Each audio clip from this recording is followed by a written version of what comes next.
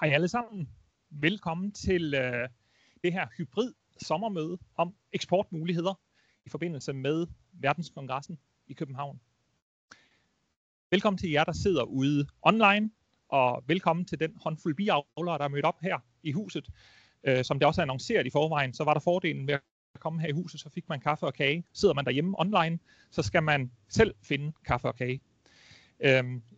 Men ellers så skal vi gøre alt, hvad vi kan, for at I får den samme gode oplevelse, om I sidder hjemme online, eller om I sidder her i huset. Mit navn er Rune Sørensen, og jeg er sekretariatsleder i Danmarks Biavlerforening. Og med mig til det her møde, der har jeg Steffen Let Møller, som arbejder i Erhvervshus Sjælland, og som der vil fortælle lidt om de service, man kan få som biavler eller som virksomhed, der gerne vil lave eksport eller lignende. Så skal jeg sige lidt omkring det her møde, hvorfor vi har sat det i stand. Jamen altså, jeg håber ikke, at der er nogen, der sidder længere og er overrasket over, at der kommer en verdenskongres til København.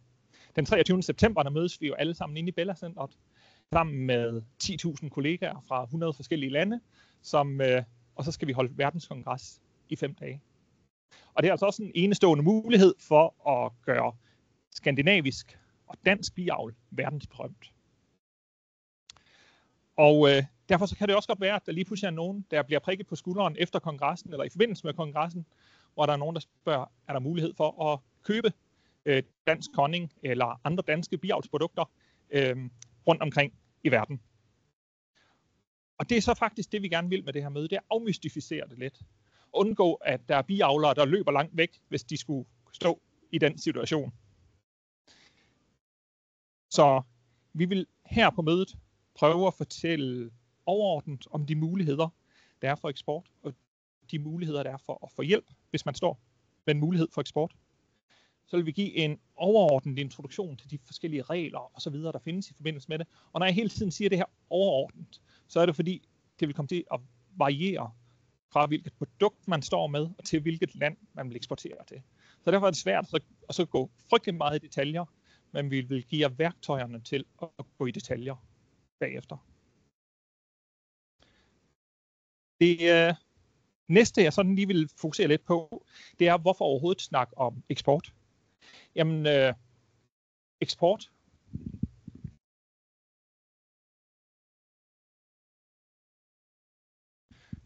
Eksport kan jo være flere forskellige ting.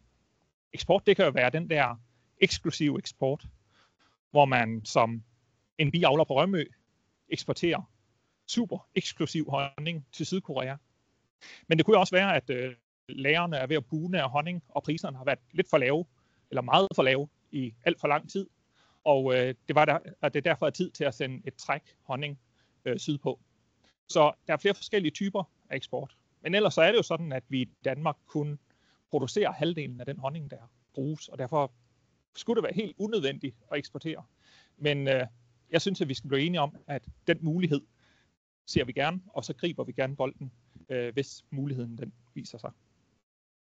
Så vi har strikket et program sammen til mødet her, og vi starter med en velkomst og så en kort introduktion til Verdenskongressen. Så vil Steffen fortælle lidt om, hvordan man kan få rådgivning inden for eksport. Og Steffen kommer godt nok fra Erhvervshus Sjælland, men jeg ved, at Steffen han også vil fortælle jer, hvilket erhvervshus I hører under, hvis I bor et andet sted i Danmark. Og så kommer vi til, hvad skal du være særlig opmærksom på, hvis du eksporterer biavlsprodukter, hvor jeg vil prøve at gå lidt mere i detaljer omkring de produkter, I måske sidder med. Og så endelig så slutter vi af igen med Verdenskongressen, og hvordan I kan udnytte Verdenskongressen.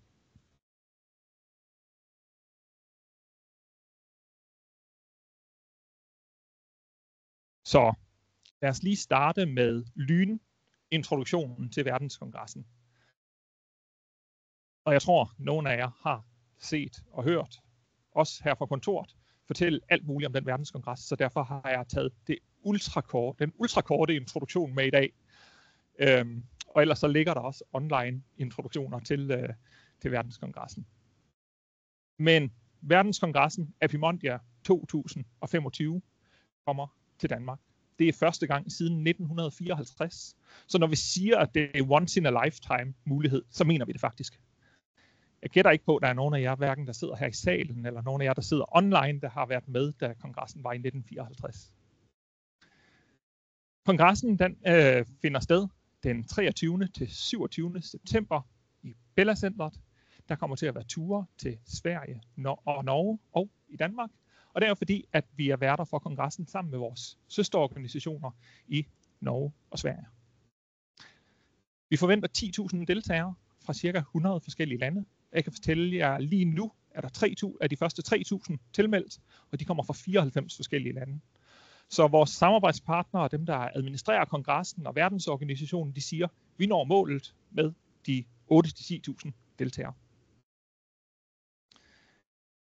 Der er nogle forskellige hovedelementer i den her kongres. Det ene det er udstillingen, den kommer vi meget mere tilbage til. Så det næste det er verdensmesterskabet, biavlernes verdensmesterskab, World Beekeeping Award, hvor man kan konkurrere i alle mulige forskellige discipliner, altså indsende produkter til bedømmelse. Det næste det er Honey Map. Det er et nyt element, som vi i Skandinavien har besluttet, at vi vil lave. Og det er simpelthen muligheden for at smage honninger fra hele verden og snakke med biavlere fra hele verden om deres honninger. Så er der det videnskabelige program, hvor man kan opleve 300 foredragsholdere i løbet af 5 dage. Og endelig så er der turene, 20 busture, som går rundt omkring i Skandinavien.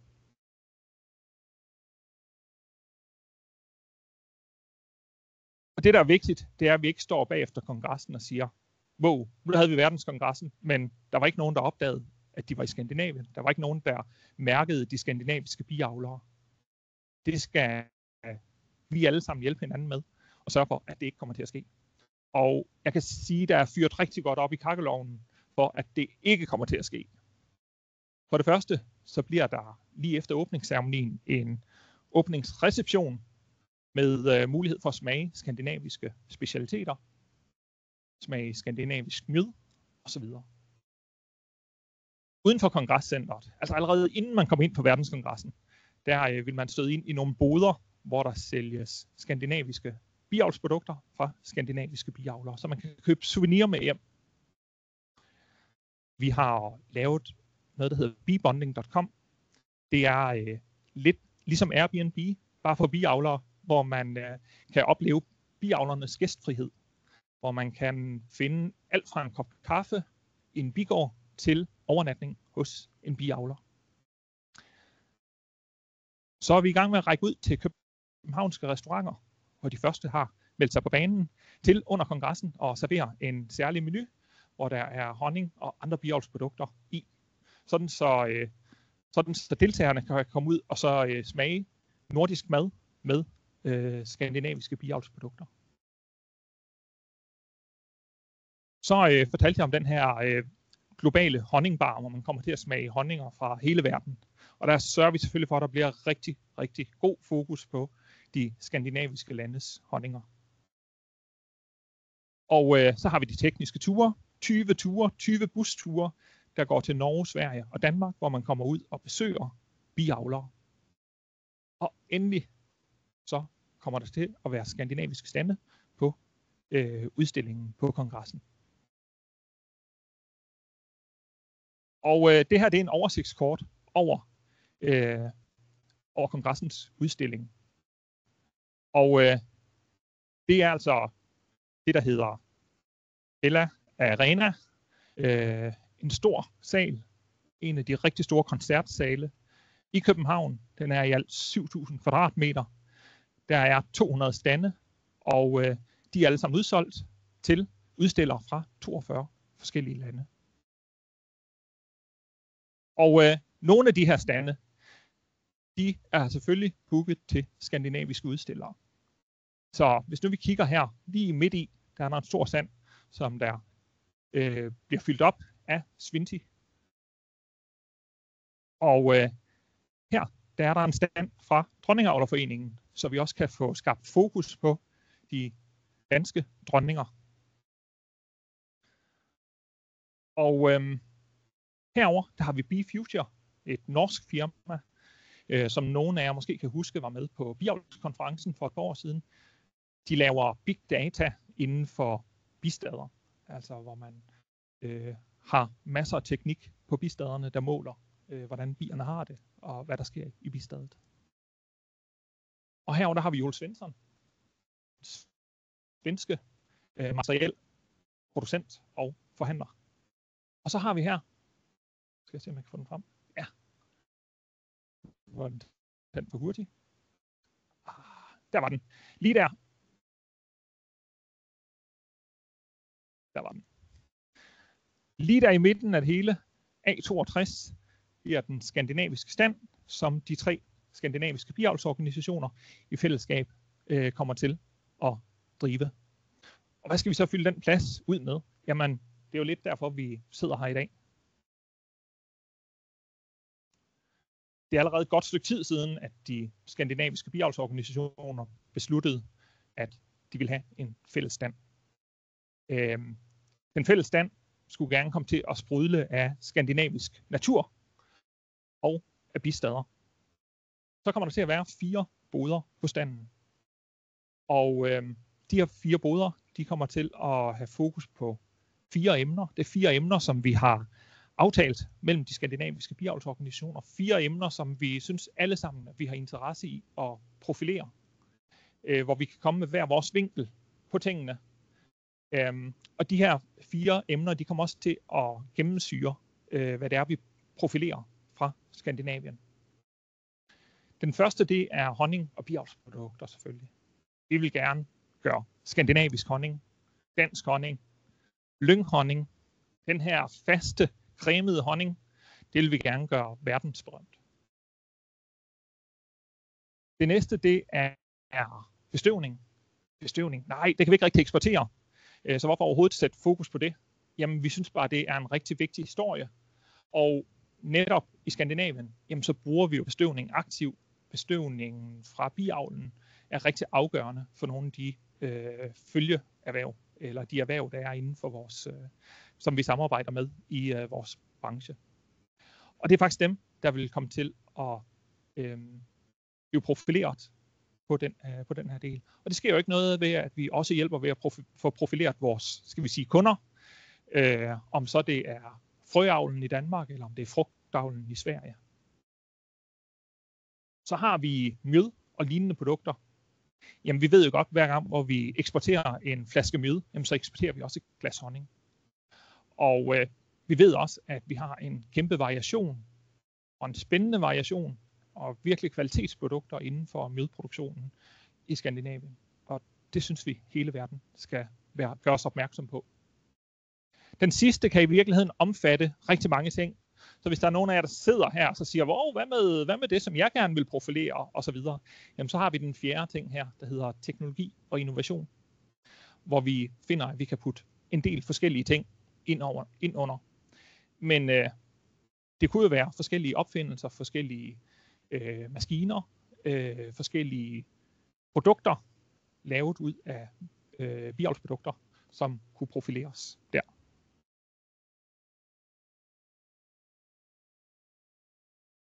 Godt. Nu håber jeg, at alle har sådan et rigtig godt indtryk af, hvad verdenskongressen bliver for noget. Og også, at det her det bliver aktuelt for rigtig mange af jer. Og så vil jeg nemlig give ordet videre til Steffen, som vil fortælle lidt om, hvordan hvis I lige pludselig står med en japaner, der siger, den honning, du producerer, synes jeg er verdens mest spændende honning, og den kunne jeg virkelig godt tænke mig at købe. Så er det, når vi siger, så skal I ikke løbe væk. Så skal I bare vide, at der er nogen, der står klar til at hjælpe jer, hvis det er sådan, I får lavet en aftale. Så Steffen, du får mikrofonen. Værsgo. Tak skal du have. Tak.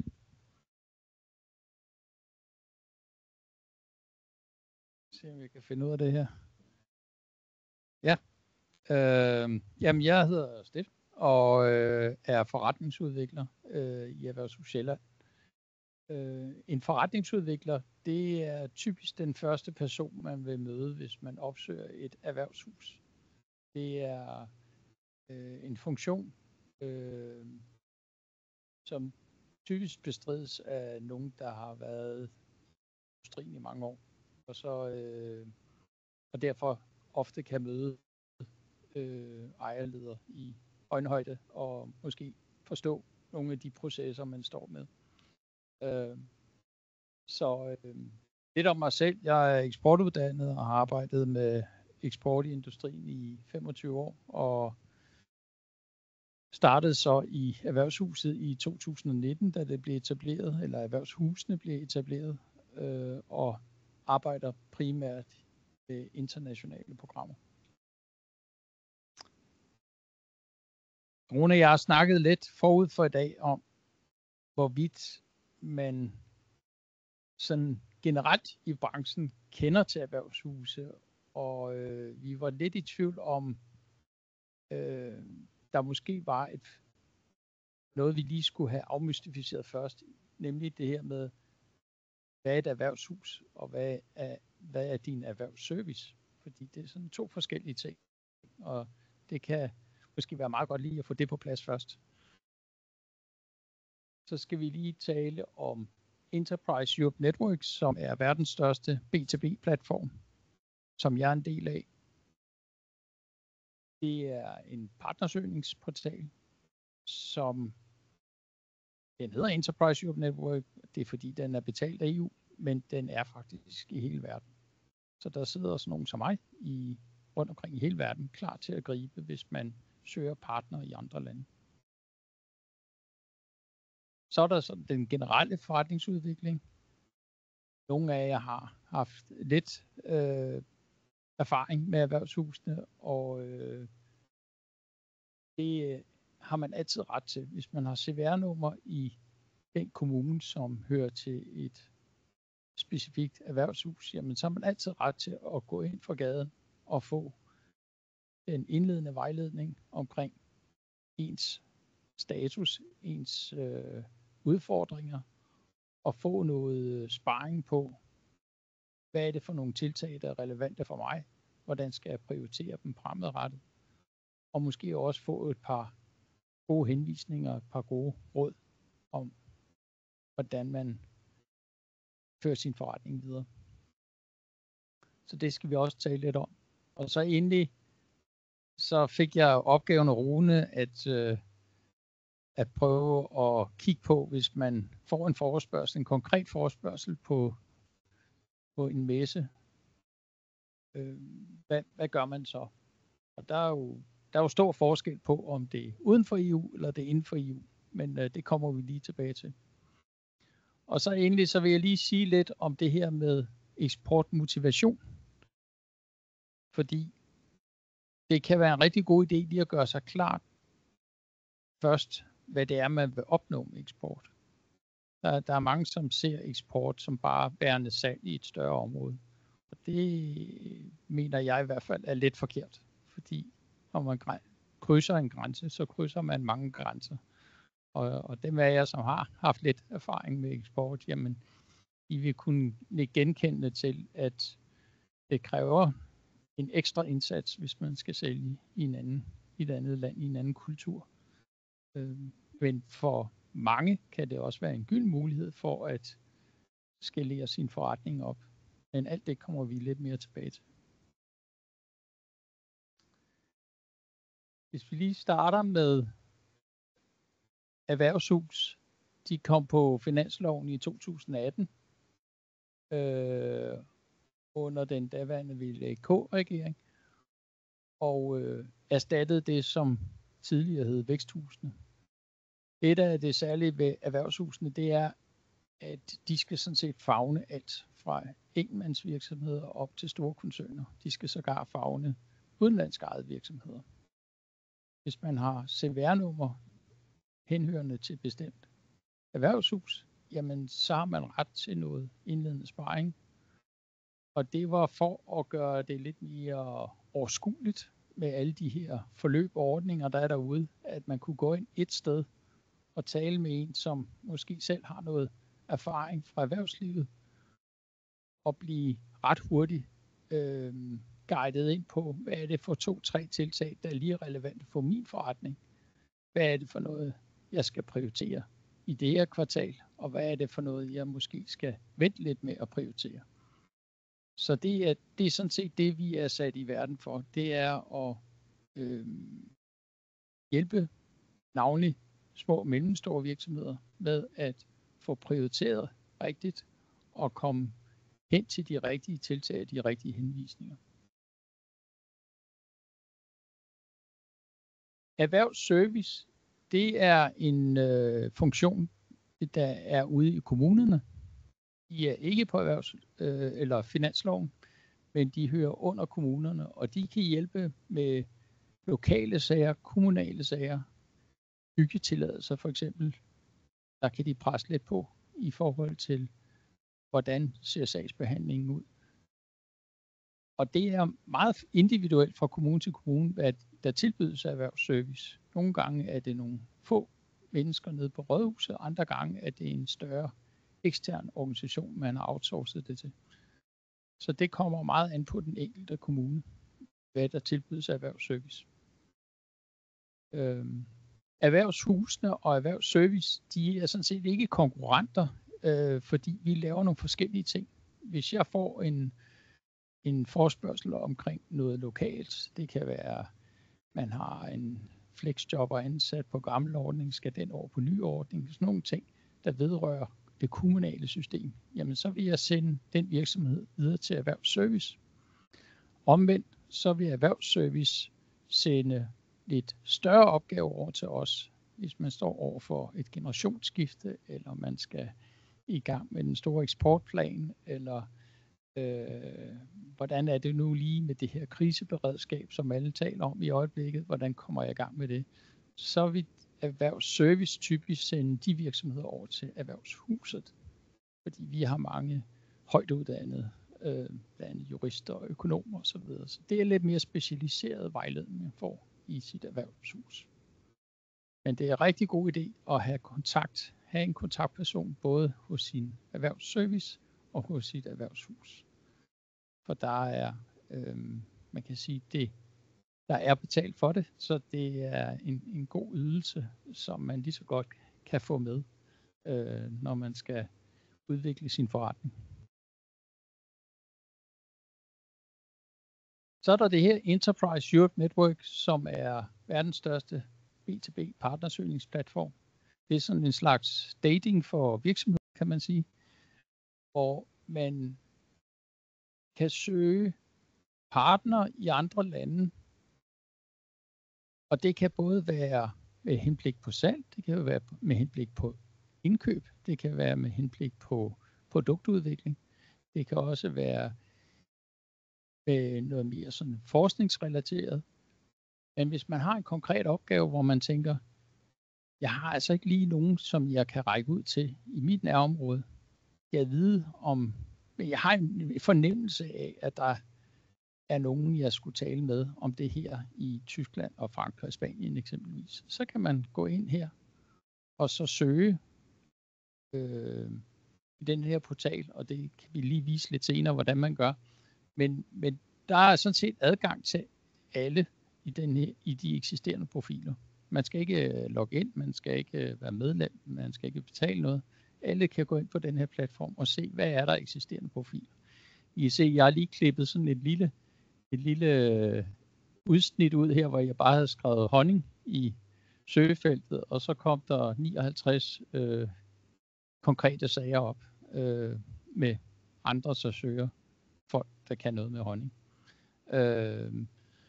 Hvis man så ikke, jeg skriver her, det kan være en god idé at starte med de eksisterende profiler, fordi hvis der er ingen grund til at lave en profil på en selv, hvis der allerede er nogen, der søger dig. Så start med de eksisterende profiler. Det er en rigtig god øvelse. Så kan man også få lidt inspiration i forhold til, hvordan ser sådan en profil ud. Hvordan skal den udformes for at være professionel, for at blive godkendt til at blive uploadet i det her system. Hvis man så ikke kan finde nogen, som er interessant, men man stadig gerne vil bruge systemet, jamen så kan man jo få lavet sin egen profil. Og der kan man så række ud til sin lokale IN-kontakt. Og vi sidder også i hele landet. Der går man ind på enterpriseeurope.dk, og der kan man så finde sin lokale IN-kontakt. Så vil vi udforme en profil sammen med en. Den skal så godkendes på et lidt højere plan, før at den kan blive publiceret. Og det er selvfølgelig, fordi man gerne vil være sikker på, at man ikke udvander det her system, at det er nogle seriøse profiler, der ligger deroppe. Og så vil der sidde sådan nogle som mig i andre lande rundt omkring i verden, og kigge ind i det her og komme tilbage med nogle navne. Profilerne er altid anonyme til at starte med. Men hvis der er nogen, der melder ind på det, jamen så kan det være, at jeg kommer tilbage med 4-5 navne til en. Og hvis man så kan se, at der er et match, der er måske 2 af dem igen, som man gerne vil tale med, jamen så faciliterer vi, at man kan møde hinanden. Og det kan jo i første omgang bare være på Teams, men det kan jo også udvikle sig til noget mere end det. Og så står vi sådan set bare på sidelinjen og er klar til at gribe her, hvis det er.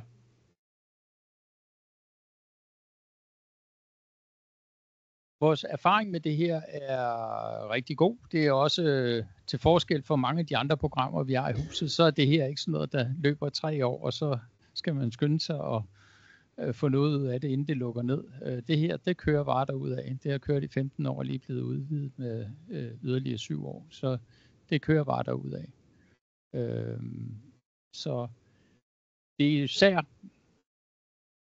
især effektivt til sourcing, naturligvis. Det er klart, det er nemmere at købe noget, end at sælge noget. Men vi bruger det også til eksport og til distribution. Man skal finde agenter og forhandlere osv. Og tilbagemeldingerne er ofte, at det er smart, fordi at hvis man selv skal gøre det her arbejde, så kan det godt tage halve og hele år, og man får måske 140 navne på nettet, og de 100 af dem er rent skrald, men man ved ikke, hvilke 100 det er. Her der får man måske en håndfuld navne, og så kan det godt være, at man siger, at ja, de 2 af dem, det er nogle klapper, dem har jeg talt med, men så er der jo måske stadig 3 rigtig gode navne. Så på den måde, så kan det spare en for rigtig meget tid og arbejde, og ikke mindst penge til besøg på messer og så videre, at bruge det her system.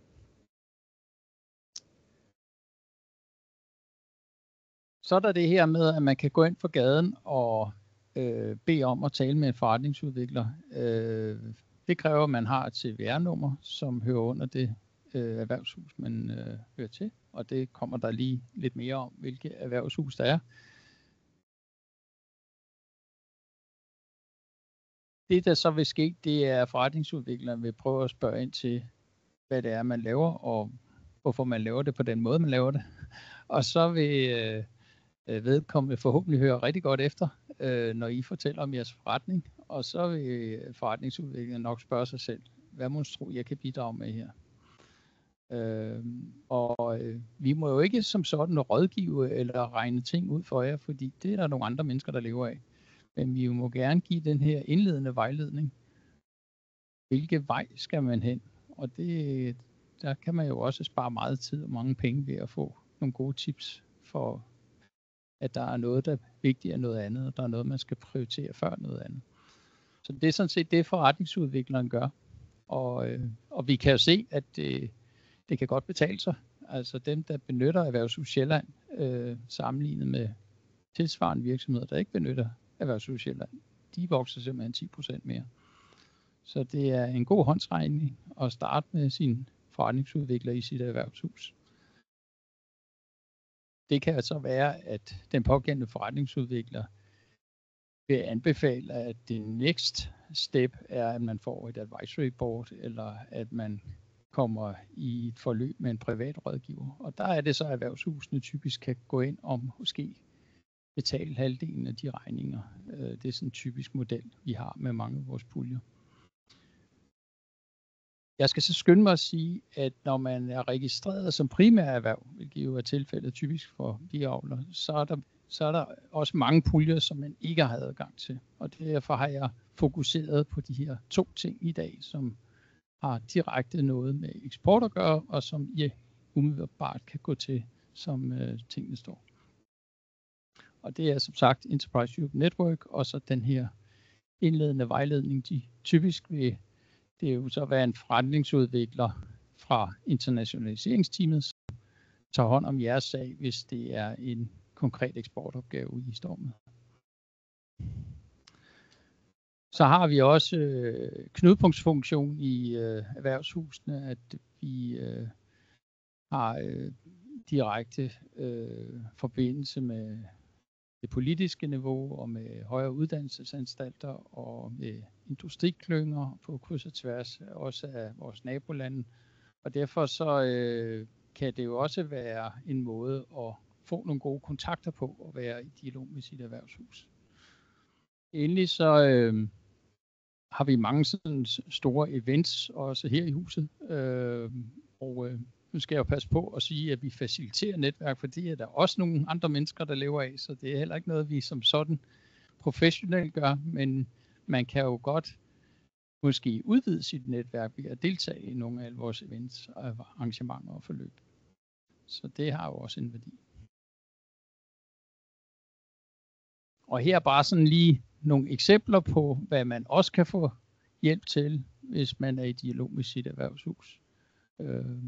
Det er ikke alle erhvervshuse, der har specifikke teams inden for alle de her områder, men alle områderne skal dækkes af det enkelte erhvervshus på den ene eller den anden måde. Og så kommer vi til den her gode case, jeg fik fra Rune. En japaner, der kommer op og siger, jamen jeg vil købe 10 tons honning af dig. Hvad gør jeg? Og der er det jo sådan, at Japan, det ligger uden for EU. Og derfor så skal man registrere sig som eksportør hos Toldstyrelsen. Der er et online-system, der hedder DMS Eksport. Man skal sikre sig, at varen er korrekt tarifkodet. Jeg slog umiddelbart op og kunne se, at det hed 0409 0000. Men jeg kunne så forstå på Rune, at der er også andre produkter end honning. Så det kan man faktisk bruge det her access to market til at slå op med, men det kommer jeg lige tilbage til. Eksportcertifikater skal udfyldes, og dem kan man finde som templates inde på Fødevarestyrelsens hjemmeside. Så er der altså nogle helt særlige japanske fødevareregler, som skal overholdes. Og der vil jeg lige slå et slag for den her side, der hedder Access to Market, som også hører under EEN, hvor man faktisk kan gå ind og sige, jamen jeg har de produkter, jeg påtænker at gå ind i det og det land, hvad gør jeg? Og så vil den faktisk hjælpe en med at udfylde alle dokumenterne. Den kan faktisk også lave toldpapirerne for dig. Det er også et gratis system, det er betalt af EU. Så og man kan faktisk gå ind med flere lande samtidig og sige, jamen jeg overvejer at gå ind i Japan eller Frankrig. Hvad vil du anbefale?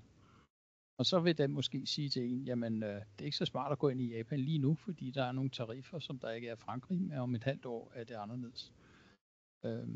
Så det er et rigtig smart system.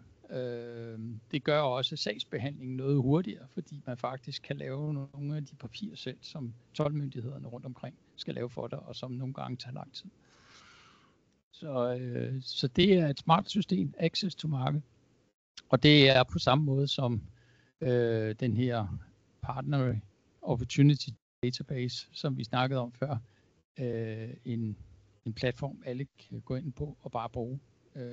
Det er simpelthen åben for alle. Så skal der jo laves en aftale med vedkommende, og det kan være, at man lige skal have defineret sådan salg- og leveringsbetingelser, inkotermer, hvor overgår ansvaret fra den ene til den anden. Er det ved porten til laden, eller hvor er det i verden, at det kan være, at det er tid af X-Works inden for jeres branche. Det har jeg ikke sat mig ind i, men det er jo sådan noget, man lige vil definere i en aftale. Og så vil det være en rigtig god idé, at man lige får en jurist til at kigge det igennem. Så er der noget, der hedder IFO. De har haft deres egen satellit her i huset igennem flere år. Det er en stor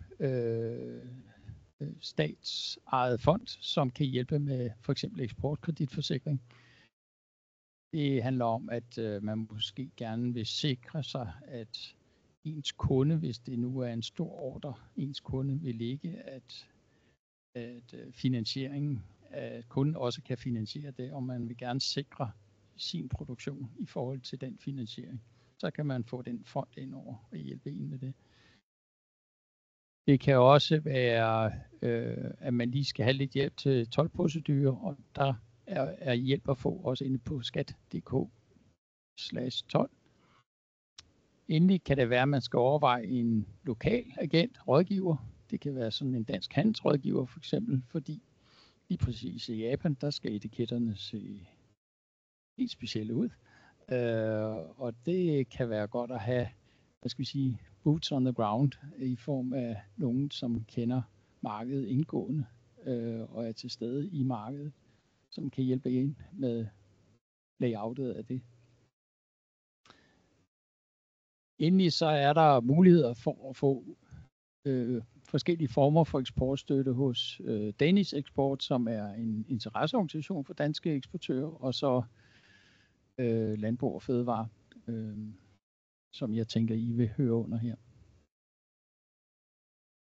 Hvis det nu havde været en forespørgsel, I fik fra et land inden for EU, så kan I se, så er det lidt nemmere. Der er lige pludselig ikke noget, der hedder toldpapir og eksportcertifikater. Der er heller ikke noget med moms på fakturer. Man kan eventuelt gå ind i det system, der hedder VIS, og lige tjekke, at deres momsnummer at den er god nok. Det kan være en meget god idé. Så kan det også være en god idé at gemme de transportpapirer, der måtte være undervejs. Det kan være noget, man bliver afkrævet senere. Men ellers så skal man angive salget i momsafgivelsen som EU-salg uden moms. Og der skal man lige under det her, der hedder tast selv erhverv, der skal man lige taste ind 2 steder. Det skal man lige være opmærksom på. Men altså som sagt, ikke nogen toldpapir, ikke noget certifikater og ikke noget moms på fakturer. Så det er altså lidt nemmere at handle med firmaer, der er bosiddende i EU.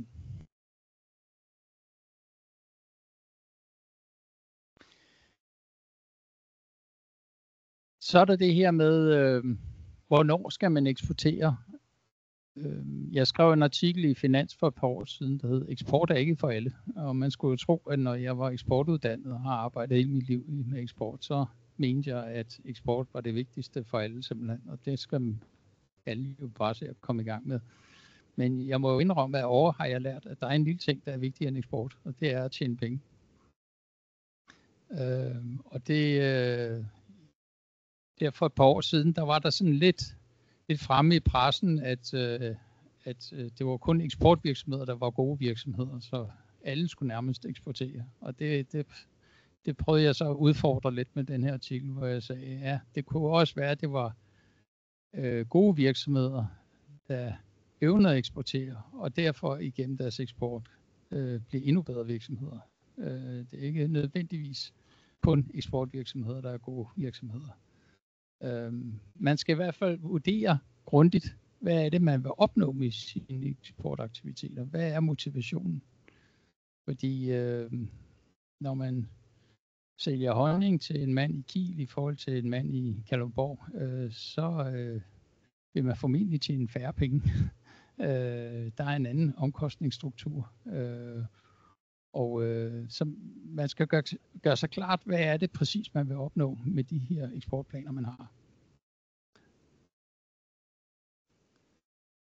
Og jeg har sådan set nævnt det allerede, især det her med kulturforståelse, det er ofte undervurderet, og det er ikke kun noget mindre eksportvirksomheder slås med, det er også store koncerner, der har svært ved at finde ud af det her. Så jeg plejer at sige, at eksport og salg, det er lidt 2 forskellige ting. Og derfor ser man også tit, at man har en salgsafdeling og en eksportafdeling i sådan lidt større virksomheder.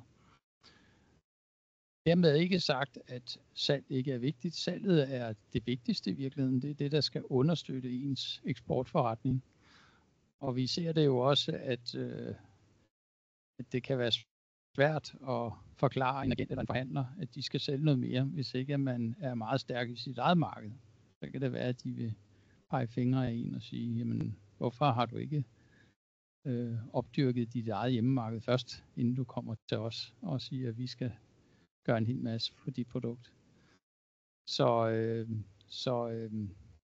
det er det her med de lavt hængende frugter. Man skal være sikker på, at der kan være mange gode grunde til at eksportere. Det kan være, fordi man ikke kan sælge mere i Danmark, og derfor så gerne vil søge ud på nogle nye markeder. Det kan også være, fordi at dem, man konkurrerer med, de er på mange markeder, og derfor så vil man gerne positionere sig lidt anderledes, eller lidt stærkere, end man har gjort hidtil. Så det kan både være noget om mere omsætning, men det kan også være noget om positionering.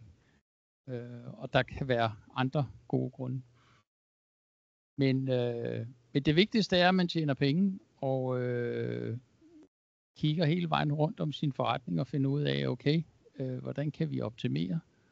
Og det er helt oplagt med sådan en verdenskongres, som finder sted i København nu her, at det er en fantastisk mulighed for at knytte en masse kontakter over hele verden. Men om det er salg af 10 tons honning, der er det, man skal have ud af det, det er ikke sikkert. Det kunne også være, at man skulle få nogle andre samarbejder op at køre med nogle lande, som ligner vores marked. Og så er det også det her med utilstrækkelig eksportforberedelse. Det kan være ret destruktivt og ødelæggende for ens renommé. Vi ser det nogle gange, at folk de er lidt for hurtige til at sige ja til nogle attraktive ordrer ude på nogle messer, og så går der nogle måneder, og så har de ikke flere varer, for eksempel. Eller de kan måske ikke helt overkomme det setup, de er inde i. Det er rigtig ærgerligt, fordi at hvis man først har begået den fejltagelse, at man har lovet noget, man ikke kan holde, så kan det tage rigtig, rigtig mange år at komme ind på det marked igen. Det spreder sig som cirkler af vandet, og det er noget, folk husker. Så god eksportforberedelse, det er et must. Og der kan man jo så passende starte med en lokale forretningsudvikler. Det koster ikke noget andet end ens tid, men så har man måske lige en eller anden fornemmelse af, okay, hvad vej er det, jeg skal gå? Det kan være, at man havde en eller anden forestilling om, at man skulle til Tyskland, men i virkeligheden skulle man til Sverige. Det kommer lidt an på en grundig analyse af dels ens egen processer, ens egen forretning, men også en forståelse af de markeder, der måtte være relevante. Og så ellers finde den fælles mængde mellem de to ting, som er ens position. Og hvordan kan vi forbedre den position, så man i sidste ende kommer til at tjene flere penge, for det er dybest set det handler om.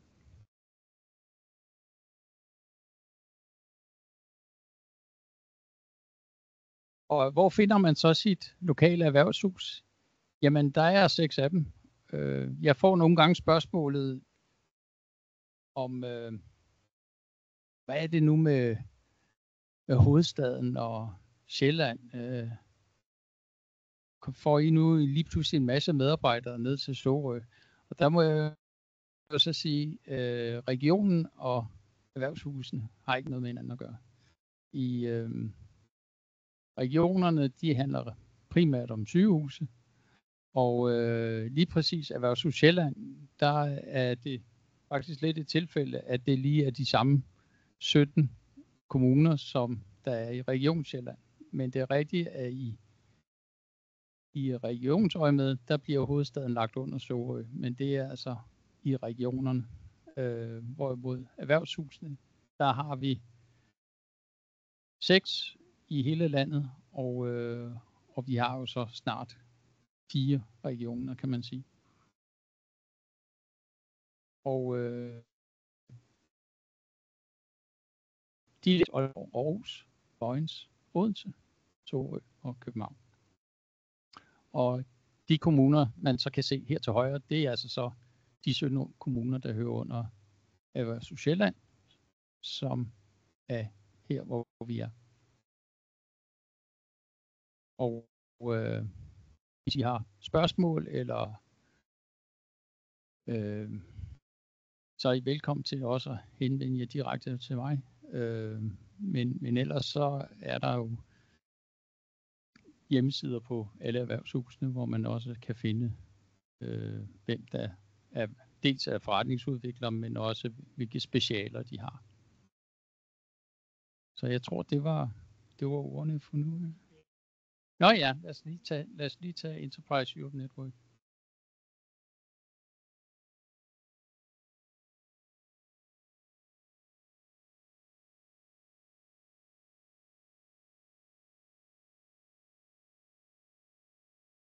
Yes. Det er den side, man kommer ind på, hvis man bare taster enterprise-europe.dk. Hvis du lige scroller lidt ned, og så trykker søg herover til venstre, og så scroller lidt ned igen, og så trykker det søg her. Så kommer man altså ind på den her internationale platform med de eksisterende profiler. Vi kalder den også Partnering Opportunity Database, eller POD'en i daglig tale. Og så kan man jo over til venstre, der kan man jo søge på, nu har jeg bare sat et ord ind der, ikke? Men man kan jo sætte hvad som helst ind, men så kan man også, hvis du scroller ned på den der type of profiles, hvis du går lidt op. Nej, ja. Den der type of partner. Se, så kan man jo så kan man filtrere på, hvor stor firmaet skal være, for eksempel. Ikke? Hvis du tager den ovenover den igen. Type of profile. Her, der kan man se, at business offer, det er, hvis man gerne vil sælge noget. Business request, det er, hvis man gerne vil købe noget. Research and development, det er, hvis man, det er noget udvikling. Og så kan det også være, at man har en teknologi, noget know-how, man enten vil købe eller tilbyde. Så hedder det henholdsvis technology offer eller technology request. Og det kan man jo så gå ind og filtrere på, og så kommer man måske lidt længere ned. Nu kan vi se, at nu er der lige, hvis du går helt op, scroll op, se, nu gik den så fra 59 til 54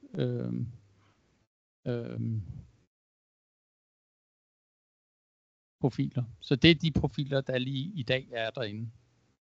Men der kan man jo åbne en af dem, og så kan man jo få noget inspiration til, hvordan ser sådan en profil ud. Hvis man selv har en eller anden konkret opgave i hovedet, hvor man tænker, at det kunne være meget smart lige at søge. Og jo mere konkret man gør den, altså jo flere hits er der på den. Så hvis det sådan, jo mere detaljeret, specifikt det er, jamen det er de her 4 lande, jeg er interesseret i. Det er de her dronninger, jeg er interesseret i. Af vores erfaring, jo hurtigere og jo bedre tilbagemeldinger kommer der på profilen. Så det er et rigtig godt værktøj, som man kan bruge nærmest uanset hvilken industri man er indenfor. Ja. Jeg ved ikke om der er nogle spørgsmål, vi kan...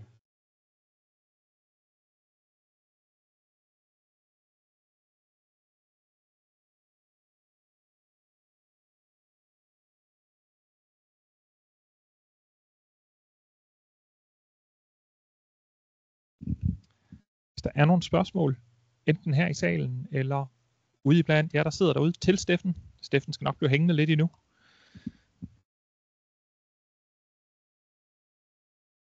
Det er jo det. Skal I bare smække dem enten op i chatten, eller også tage ordet med jeres mikrofon. Ellers så samler vi op på spørgsmål igen til sidst. Er der nogen her i salen? Ikke lige nu. Bare i orden. Altså ellers så er eneste udvej, I skal til at høre på mig igen nemlig. Så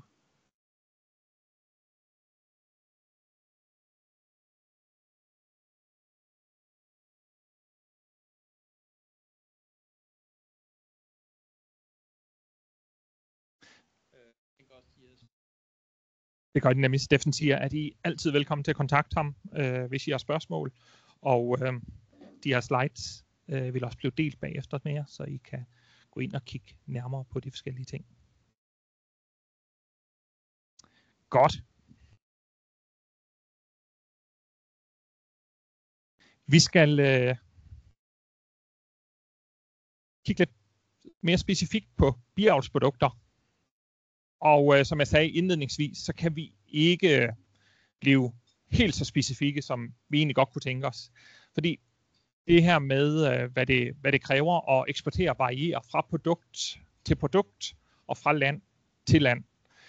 Så derfor er mål med det her møde jo først og fremmest give jer nogle værktøjer til det og fortælle jer, hvor I kan række ud, hvis I har spørgsmål og udfordringer i forbindelse med eksport. Der er forskel på, om man skal eksportere færdigpakket honning, eller om man skal eksportere honning som bulk, eller om man skal eksportere bipollen. Og der er forskel på, om man skal eksportere til et EU-land, eller om man skal eksportere til Afrika eller til Asien.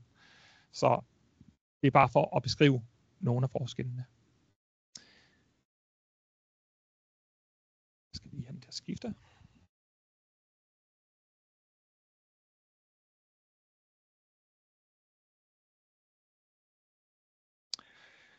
Men noget grundlæggende, man skal skelne imellem, og det har Steffen også været lidt inde på, det er det her med, er det et modtagerland inden for EU, eller er det et modtagerland uden for EU? Og så derudover, hvilke krav er der fra kunden? Det er i hvert fald sådan de tre vinkler, som jeg lige vil lægge oven på det, som Steffen han har sagt. Er det eksport eller samhandel? Ja, det kan godt være, at man synes, at det kunne være rigtig fedt at gå og sige, at man eksporterer til Tyskland. Men så længe vi snakker inden for EU, så hedder det samhandel. Og det er slet ikke for at nedgradere det, fordi som Steffen han var inde på, så er det væsentligt nemmere, når man sender noget til andre EU-lande. Og officielt så er det sådan, hvis man sender noget uden for EU, jamen så er det, vi snakker eksport. Og det er bare lige for, at I er opmærksom på de her definitioner, hvis I hører om enten samhandel eller om eksport, når vi er inde og kigge i reglerne ved Fødevarestyrelsen og lignende, jamen så er det typisk den her definition, der er lagt på de to begreber. Og så er det her med, inden for EU, så er det rigtig, rigtig nemt. Vi har jo det frie marked inden for EU, og det betyder, at alle medlemslandene, de skal have den samme åbenhed, og vi er fri for told og andre restriktioner.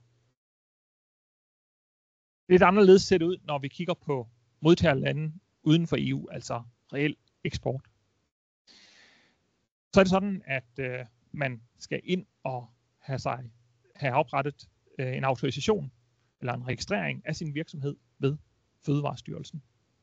Det er der muligvis allerede nogle af jer, der kender fra andre sammenhæng, at de skal det, men det er altså et basis for det. For at eksportere, så skal man være registreret ved Fødevarestyrelsen. Og så er det sådan, at I selv har pligt til at undersøge, hvilke regler der er gældende. Altså at sige, hvis I lige pludselig står i et problem og ikke er noget i mål, jamen så er det jer, der hænger på det, hvis I ikke har undersøgt tingene ordentligt. Og det er jo derfor, at det er rigtig godt, at vi har erhvervshuse rundt omkring i landet, der kan guide jer på vejen der. Og endelig, så er der de her eksportcertifikater. Der er simpelthen forskellige lande, der har sat forskellige regler op for, hvad der gælder, hvis man for eksempel vil sende honning ind i deres lande. Jeg lavede lige en hurtig søgning, og jeg har sat linket ind, hvor det er, man kan finde de her eksportcertifikater. Hvad gælder for for de her lande, hvis man gerne vil sende honning til Moldova, jamen så kan man faktisk gå ind der og downloade deres eksportcertifikat og se, hvad det er, man skal overholde. Man skal udfylde en masse ting, og endelig så skal det godkendes til sidst af Fødevarestyrelsen. Så de her ting er altså rigtig godt lige at være opmærksom på, når det nu er, at japaneren eller franskmanden står og siger, jeg kunne rigtig godt tænke mig at købe det, du laver. Det er helt vildt spændende. Så bare vid det her med, jamen hvis det er franskmanden, så er det inden for EU. Det er forholdsvis ukompliceret. Hvis det er japaneren, jamen så skal du lige ind og tjekke, er der nogle eksportcertifikater, er der nogle sådan specifikke regler for det land, og så videre af den vej. Så er der endelig kunden, som også kunne finde på at sætte nogle forskellige krav op. Det gør de fleste kunder jo. Og det er jo kunden, der bestemmer, når man vil sælge noget. Hvis det er honning, så det, som vi rigtig tit hører om og oplever, det er de her analyser af honningen. Det er klart, at kunden forventer, at der er en vis kvalitet i forhold til den honning, der bliver købt, og måden at finde ud af, om de opfylder kvaliteten, jamen det er jo at få lavet nogle analyser på honningen. Så skal der først tages nogle prøver, og der er det faktisk sådan, at vi i Danmarks Biavlerforening har oversat den tyske norm for prøveudtagning af honninger. Og så er det et spørgsmål om at blive enige med kunden om, hvad er det for en norm, vi følger, når der skal udtages prøver. Og der kunne det jo være den tyske norm, at man bliver enige om at følge.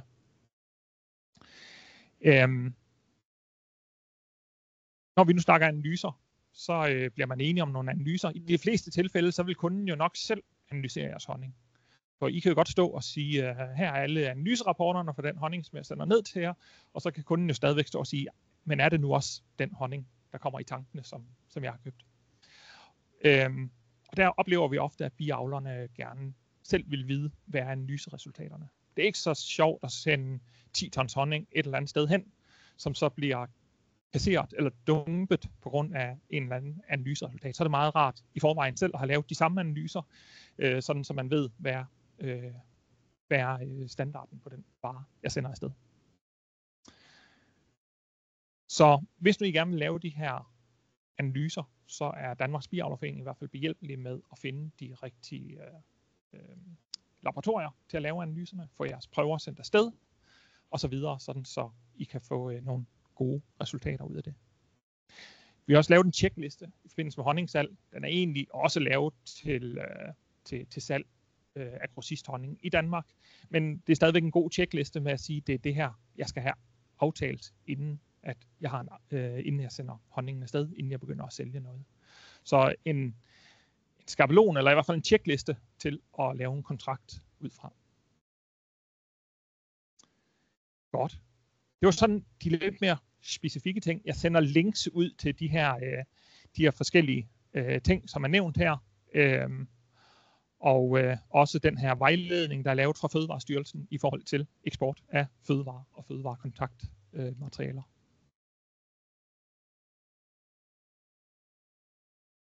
Godt. Nu vender vi tilbage og afslutter med verdenskongressen, der vi også startede.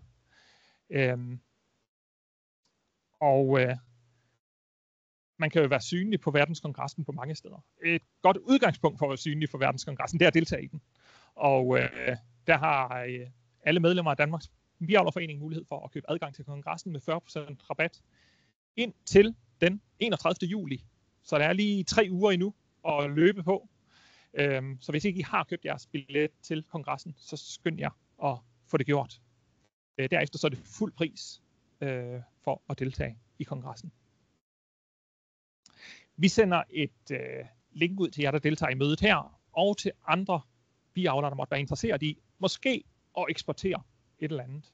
Og på det link, der kan I registrere jeres kontaktoplysninger og en beskrivelse af det, I kan eksportere. Så laver I for eksempel lynghonning, det har vi faktisk af og til haft forespørgsler på til eksport.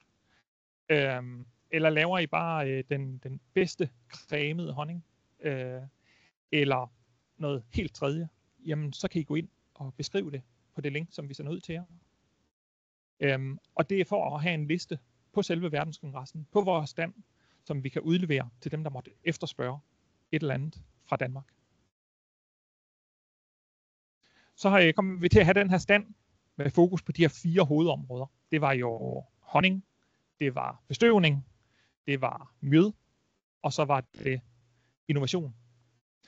Og hvis nu I siger, jamen inden for det, der kunne jeg altså godt tænke mig at måske være med på standen noget af tiden, stå der, det er nogle smagsprøver ud, det er nogle brochurer ud, så ræk endelig ud til os, så vil vi gerne have nogen med på standen en del af tiden. Det er jo sådan, den er 36 kvadratmeter, den der stand, og hvis det er sådan, der vil stå 6.000 medlemmer der, så bliver pladsen meget begrænset, og vi får ikke solgt særlig meget. Så derfor kommer vi til at lave en fordeling mellem dem, der har interesse i at være med på standen. Og udgangspunktet for overhovedet at kunne få lov til at være med på standen, det er, at man er kollegaer. Det vil altså også sige, at man er klar til at hjælpe sine kollegaer, hvis det lige præcis er det, som de laver, at der er efterspørgsel på. Og endelig så skal jeg også sige, at mjød jo er et af de produkter, vi profilerer på standen. Mjødbryggerne, de skulle lige have tid til at nå at brygge den mjøde, som de vil profilere. Og derfor har vi allerede for et stykke tid siden haft møde med dem. Men stadigvæk, hvis I hører om nogen, så lad os endelig få dem med på den ene eller på den anden måde. Så det var det her med at registrere sig på en liste. Det var det med at være med på selve standen. Og så den tredje ting, visitkort og flyers. Altså man tager ikke på verdenskongres uden 1000 visitkort. 500 visitkort kan også gøre det. Altså det er så dumt der at skulle stå og stave på engelsk, hvad ens e-mailadresse er. Når nu man har fundet den mest fantastiske kollega fra Chile. Så visitkort i hundredvis, som I kan dele, sådan så I nemt kan dele kontaktoplysninger med andre. Altså når jeg kommer hjem fra de der verdenskongresser, så har jeg altid sådan 5 cm bunke med hjem af visitkort, jeg har fået af forskellige. Og de ligger nede på mit skrivebord, og ofte så sidder man lige og bladrer dem igennem. Ham jeg mødte der, hvordan og hvorledes er det lige med ham? Så, eller hende. Så derfor, husk visitkort. Og er det sådan, at I gerne vil profilere os fra standen, så få lavet en flyer med det, I tilbyder. Så har vi noget, vi kan dele ud, når der er nogen, der efterspørger et eller andet, som der matcher det, I tilbyder.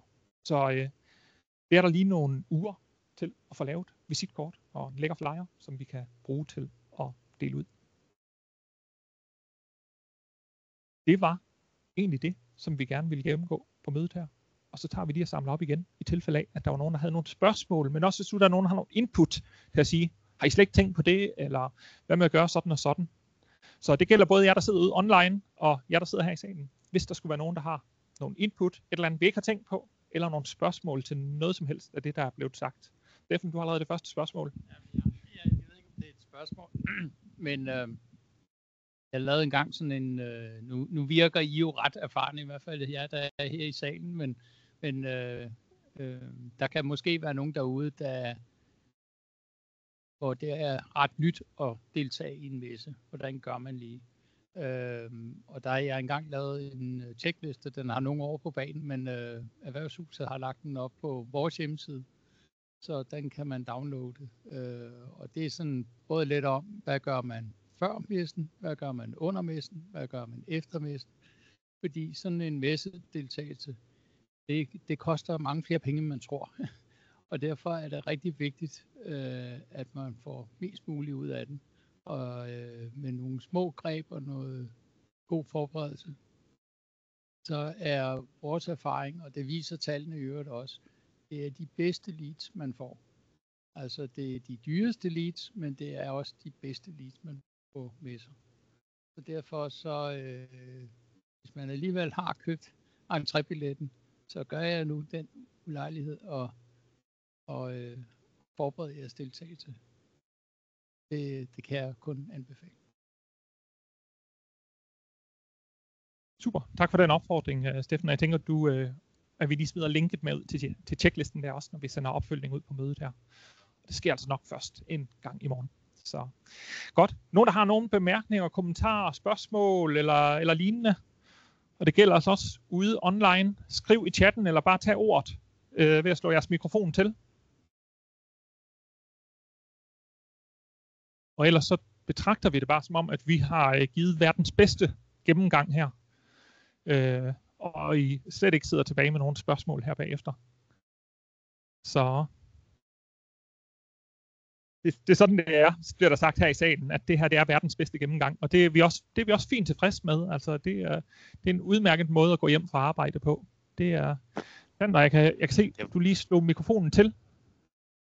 Det var en god inspiration. Jeg sidder her i bilen, lytter på. Så. Tak for det, Sander. Super. Godt. Men hvis ikke ellers der er nogen, der har noget, så vil vi sige tak til både jer her i salen og jer, der sad med derhjemme. Og hvis der var et eller andet, der var for pinligt at spørge om eller sige her på mødet, jamen så tag fat i os en de kommende dage. Så samler vi op på det der. Og som sagt, så får I en mail med opfølgning på tingene. Så tak for jeres deltagelse, og så ses vi den 23. til 27. september i Bella Centret. Tak for nu.